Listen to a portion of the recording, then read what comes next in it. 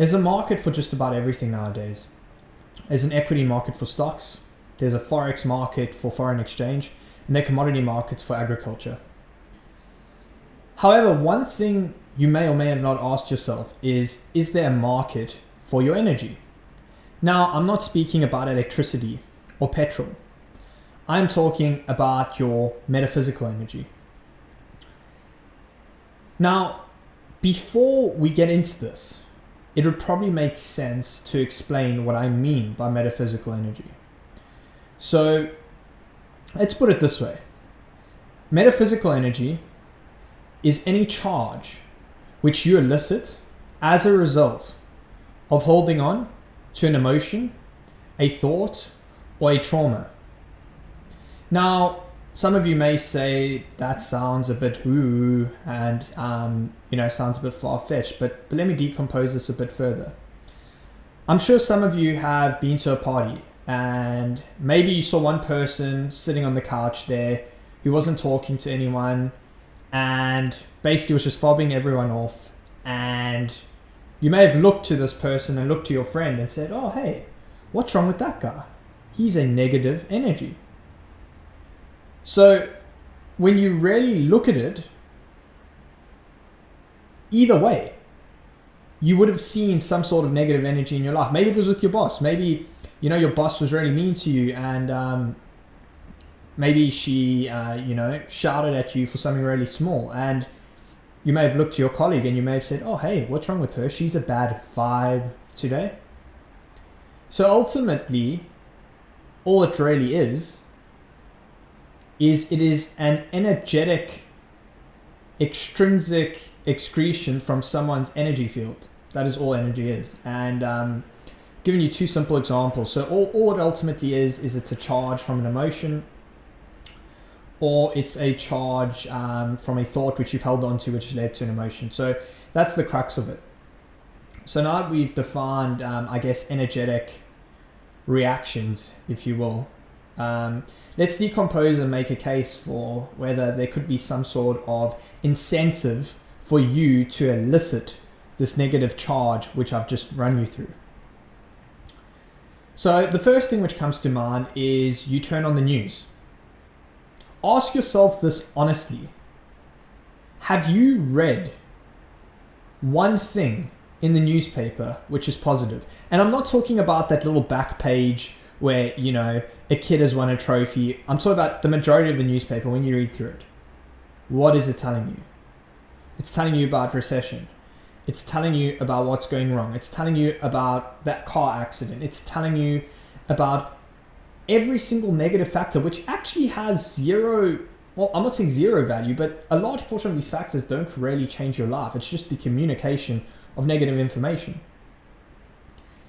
You turn to your TV, it's the same thing. How many positive news stories have you watched on the TV? When we saw COVID over the last 3 years, realistically, it was fear-mongering from day one. And some of the government MPs have even admitted this was part of the tactics of the news agencies to essentially increase compliance with the protocols at that point in time. So just really ask yourself, how many times have you seen positive information from this? And some of you may say, oh, well, there's no positive information because the world's a negative place.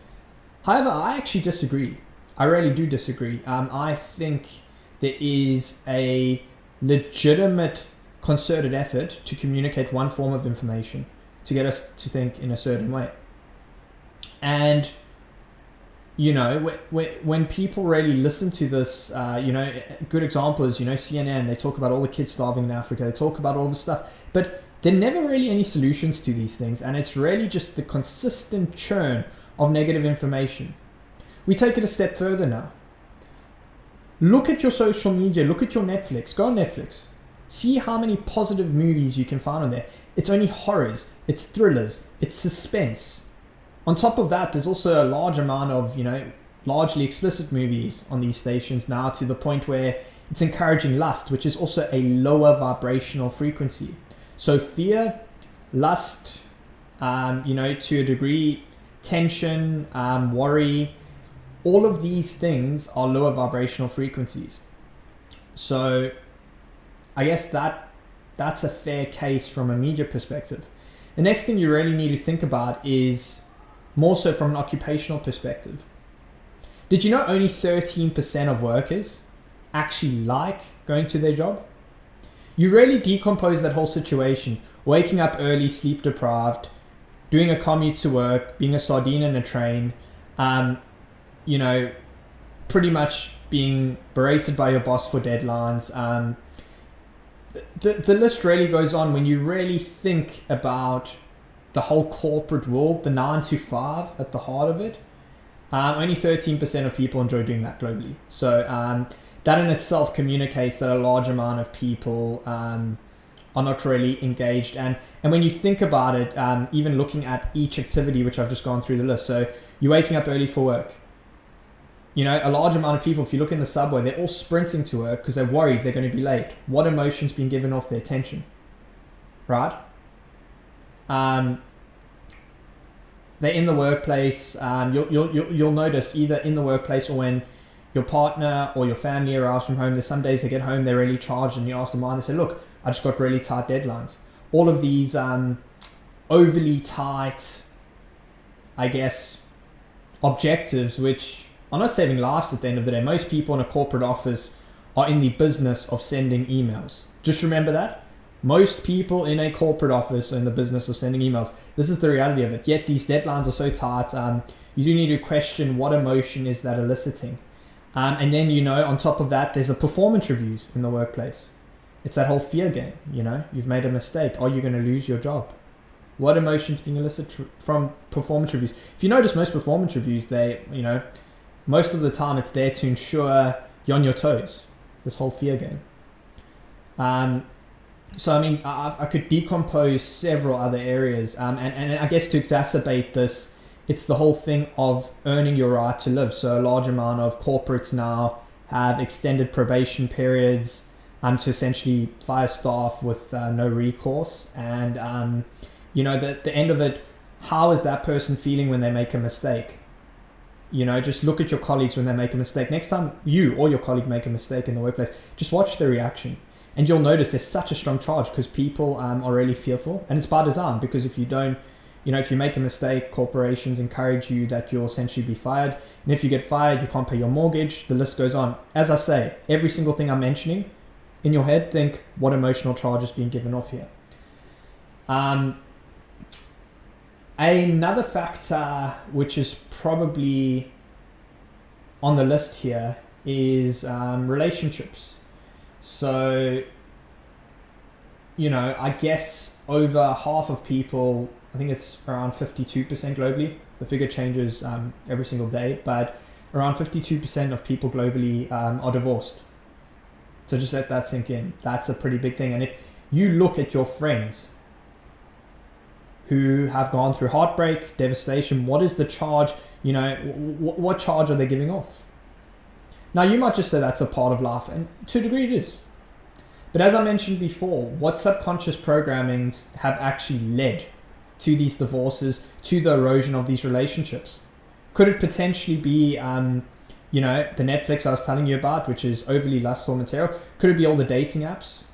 Could it be all the reality TV shows encouraging promiscuity to actually get us to potentially act in a certain way so that we can't love in relationships and encourage degradations of these relationships to essentially encourage that devastation within? Negative charge. Now, look, I've given quite a few examples here which some may argue are negative. But I'm simply just making a case here. Another case is the financial inequality in the world. So, did you know that if you actually own a fridge, you are literally in the top 25% of financially wealthy people on the planet?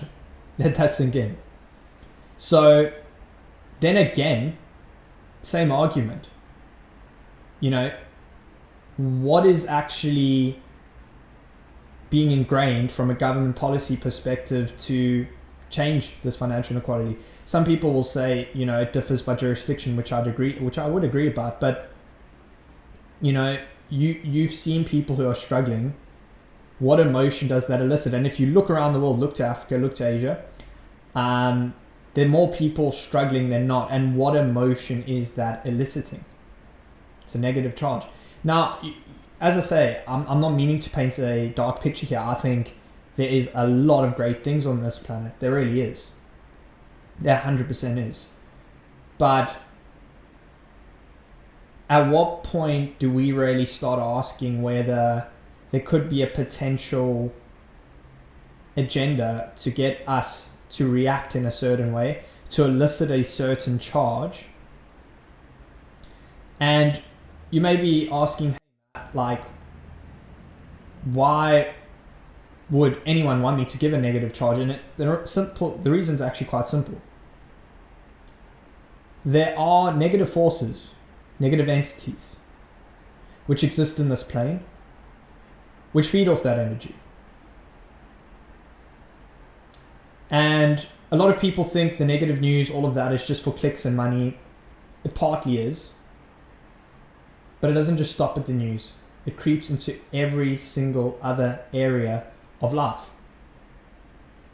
So once you realize that there could be potential forces, systemic forces, and external forces, the negative entities I've just mentioned, and negative powers which may be potentially feeding off this energy, the next step is, how do I overcome this? And the best way, and the best thing you can do to exit this energy economy, is ultimately to just stop reacting. Now, I don't mean stop reacting in a apathetic way or a way away from the heart. On the contrary, step into the heart. That's my advice.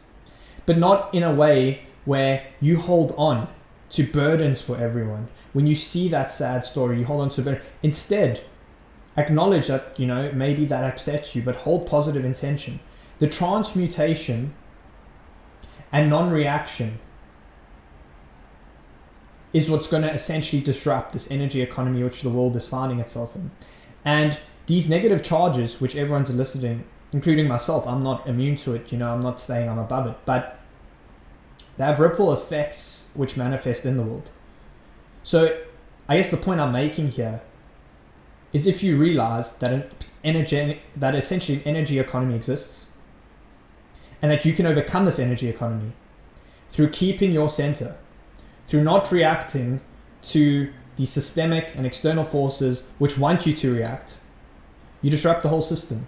You keep your peace within, you manifest it without, and you disrupt the whole system. And that is actually one of the biggest things you can do to make a difference on this planet.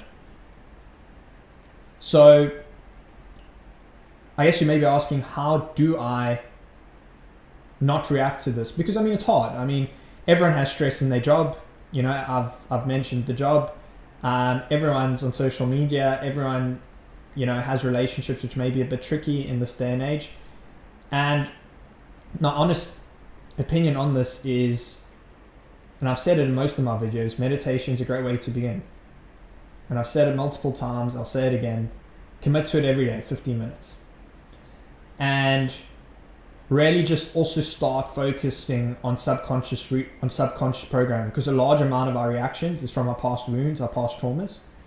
So once you actually start working through that, you can actually start really recognizing what your triggers are.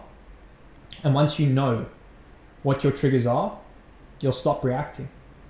And I think these are two great steps. In terms of subconscious reprogramming, there's some really great books on this. I'd recommend The Power of Your Subconscious Mind by Joseph Murphy. A few good books out there, also by Neville Goddard, which I'll cover in other videos. But I guess key message here is, recognize there's an energy economy. Choose not to participate in it, and do your best to master the art of non-reaction to reclaim your sovereignty.